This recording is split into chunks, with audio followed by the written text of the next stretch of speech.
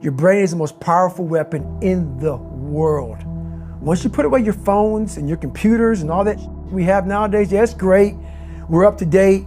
But your brain is the only thing you have when you're going through depression, when you're going through hard times, when you're going through death, real life. You can't Google that, man. You're alone. You're alone. You may have a shrink you're going to, you may have a best friend you're going to, but there's 24 hours in the day where you're alone in this brain, and your brain is talking to you in all kinds of ways, and it wants to control you and pull you in these different pockets. If you can't control your own brain and your brain controls you, you got to tell your brain where you want to go and how you want to go and how you want to get there. You got to control it. If not, it's over. What existed for me was, okay, man, how am I going to make this work? And all I knew back then was hard work. The only way anything gets accomplished. That's all I heard back in those days. You got to work hard. You got to work hard. I'm not getting I can't get this paragraph. I can't remember what the f***'s in this paragraph to pass this test to get in the military. Read it again. Still not getting it. Read it again. But if you're not getting it, write it out. And that's how I started learning. Okay, well, I got to write out everything I do. And then write it out again. And write it out again. And guess what happened? I got it. I can't swim. I'm negative buoyant. Go back again. I can't swim. Go back again. Go back again. Go back again. I got it. I realized if I keep going back and going back and going back until the just becomes, your mind will say, okay, we're going to figure it out, because he is not going to stop. It's not like I'm going to try one more time. No, it's just like alarm clock goes off, boop, we're going back. I can't read right, we're going back. I gave myself no way out, and my mind realized that. They said, okay, we're going to adapt and overcome now. Like a lot of people say, trying hard. Your mind knows, man. It knows this guy's bullshitting me, man. This guy's lying. There's no truth behind it. When I was in Navy SEAL training, people go, how were you there for 18 months? The program was only 6 months long. You were in 3 hell weeks in 1 year. No one's ever done that. How did you do that? I talk about the new norm. When I lived in a $7 a month place when I was growing up for a short period of time, I loved it. I didn't know any different. That was my norm. Once we moved out of that place, we moved to a $236 a month place. I was like, I never want to go back to that little piece of shit. But if you go back to that $7 a month place and you realize this is where I live, this is all I got, your mind says, roger that, this is home. So when I was going through Navy SEAL training for 18 months and going back through all the hard parts over and over again, I told myself after the first time, I knew it was gonna be a long journey there. My body was breaking down. It was just how it was going on. I said, you know what, this is my new norm. So my mind said, it's like going to work. Like you go to work, you put your suit and tie on, I go into suffering every day. Every day, suffering, being broken, duct taping my feet up, stress fractures, shin splints, being broken. This is my new norm. And your mind says, if we're not broken, this ain't normal. We gotta be broken. So then your mind starts to get tougher and tougher and more callous. People go, how did you run on broken feet? Broken shins. My mind knew this is how we operate. We're in Navy SEAL training. This is what we are. I became hell. And that became my new norm. I gave myself no way out. There was nothing outside these walls of hell. Nothing. I love God, but for a short period of time, I became the devil, because that was hell.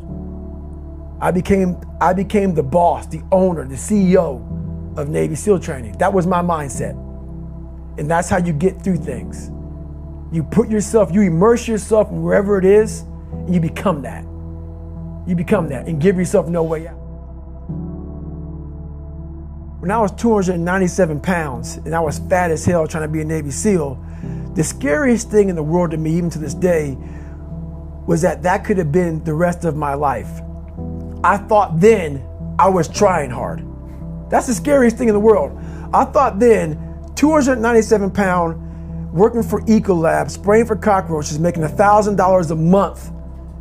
I thought that was me at my 100% potential. Come to find out, a few years later, I wasn't anywhere near that. 106 pounds less, graduated Navy SEAL training, went on to do all these other things. Looking back on that, that was me trying hard. That's why people gotta understand what is in us. We have no idea until we start trying hard. And I mean really trying hard, where you're obsessed with, hey, this is my new norm. My new norm is that, wow, this isn't always fun. It's not always meant to be fun. And that's when you know you're trying hard. People hear my story and think this guy is sadistic. I realized how the brain works. I figured out how the brain works. I'm a scared kid, and that's what gives me so much power. I had no foundation, and I built this off of just researching the mind. The feeling you get is basically invincibility. You realize that you can't do it all the time. When you need to do it, I know I can go to a place that I can live in. And when you know that you can run on broken legs and you can do certain things that a lot of people can do, but they're not willing to do, this power, this sympathetic nervous system of fight or flight, and you're fighting, it gives you this charge of energy of when you're sitting there at 3:30, 4 o'clock in the morning and you're duct taping your feet up because they're broken, and you're doing it by yourself, and you're going through arguably one of the hardest training in the world. And these guys, most of them are healthy, and you're going through it broken, and you're already at a disadvantage, but you're still there. You can feed into that and tap into that for a lot of power. But if you look at it, well, I'm broken, man. Like, I'm not gonna make it. But if you look at it as, man, I'm broken and I'm still here, and I'm fighting, and I'm gonna find a way to get through this because I have no other place to go. It gives you a lot of power. When things start to suck really, really bad, my brain and a lot of people's brain, they don't go to your dad beating you up. Your brain says, we gotta get the out of here. This is miserable. So anger goes away a lot of times when you're suffering because your brain just says, we gotta run, we gotta go. So that anger is not popping up saying, oh, I'm gonna show them, I'm gonna show those people. No, there has to be a much deeper, when I say deeper, it has to be down to mineral soil. It has to be down to that nice mineral soil where nothing can burn. You can't burn dirt. So it has to be down that low, that literally is something in you that's at the core of your soul. But you don't find it unless you spend a lot of time with what you want to be in life. I can't give that to you. Right. You can't give it to somebody. When you find your true passion in life, and my passion for me was like, oh, I want to be, I don't give a Navy SEALs, Army, I don't give a shit. I want to serve my country. I want to be someone that I'm proud of. I want to look at myself in the mirror because I was so disappointed. That accountability mirror I talk about, I was so disappointed in what I saw every day. I wanted everybody to love David Goggins. And a lot of people did.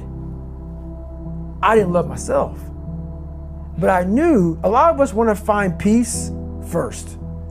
So people say, man, you always talk about this suffering and pain and I'm at peace right now because I went through that. Right? You don't find peace first. If you do, Merry Christmas. More power to you. More power to you. I found peace on the opposite end of finding myself.